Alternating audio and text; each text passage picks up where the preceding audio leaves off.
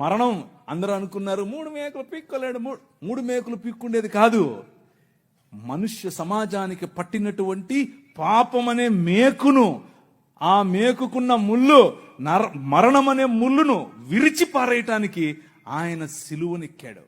సిలువనెక్కి ప్రపంచాన్ని మార్చటానికి, ప్రపంచములో దేవుని రాజ్య సువార్త ప్రకటించటానికి, ప్రపంచములో the presence of his countenance, దేవుని సన్నిధి మన మధ్యకు తీసుకుని రావటానికి, ఇమ్మానుయేల్ అనేటటువంటి ఎక్స్పీరియన్స్ మనకి ఇవ్వటానికి, ఆయనే స్వయంగా పగటిలో మేఘస్తంభముగా, రాత్రిలో అగ్నిస్తంభముగా, నీళ్ళిచ్చు బండగా ఎలా అయితే ప్రపంచములో ప్రతి సమయములోనూ తన ప్రమేయాన్ని మనుష్యుల మధ్యలో చూపిస్తూ వచ్చాడో, పురాతన కాలము మొదలుకొని శాశ్వత కాలము, ఇప్పుడు భారతదేశంలో, ఇప్పుడు మిగిలిన దేశాల్లో, ఇప్పుడు అమెరికాస్, ఇప్పుడు ద హోల్ వరల్డ్ లో తన ప్రమేయాన్ని చూపిస్తున్నాడు ఆయన.